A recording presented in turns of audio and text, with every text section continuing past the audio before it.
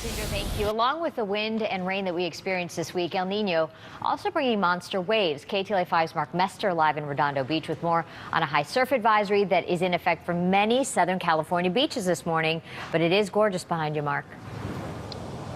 You know, it's very gorgeous behind me indeed, but we've got some very, very dangerous conditions. In fact, you know, guys, the tide just peaked. It was right around 7:45. We've been keeping our eyes on this water here because not only are the waves big, but the water is pushing right into the parking lot in here. In fact, it was just a short time ago that we were shooting some video to bring you guys. Watch what happened right at the parking lot here. Whoa, whoa, whoa, whoa, whoa.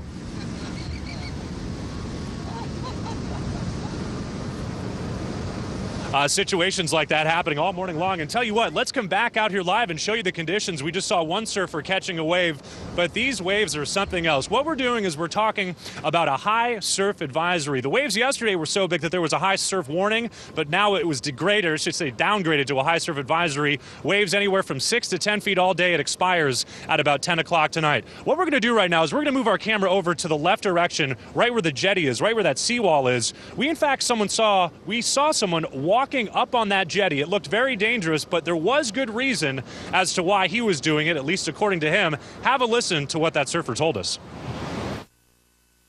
We saw you up there on the jetty. Tell us about the conditions, and for folks who are wondering, why is it that you're up on that jetty? Because if you walk out on the lower part, you probably get washed off right now. Definitely, if you're not a good surfer, don't go out. Probably the best advice we could give anyone all day long. Frank and Jess, we've been talking about a lot of hazards. There are some in the water. Of course, the rip currents are very, very strong. But the other thing we're also looking at is some of the beach erosion. And we also are getting some incredible images right now of what the breakwall looks like. We're at the side of the jetty, but my colleague Mark Kono is live in Sky 5 right now. We can show the waves crashing into that seawall. Mark, good morning. Mark, good morning. Yeah, here we go. We're just off the Redondo Beach area here, looking at King Harbor from the outside in, and you can see where that breakwall is actually taking a lot of punishment. Now, we may be on the backside of this high surf advisory, but still, there are some very heavy swells combined with the peak of the high tide just a few minutes ago here. So every few minutes, we'll see the set waves roll in, and they will literally just crash right over the breakwall there. In fact, as we move over to the other side of the breakwall, we can actually see where some of that open seawater has mixed in with some of that water in the harbor. Just a very clear indication of how much water is coming over the wall and into the harbor here. So guys, Mark Mester be the first to tell you this is only for experts and advanced surfers only.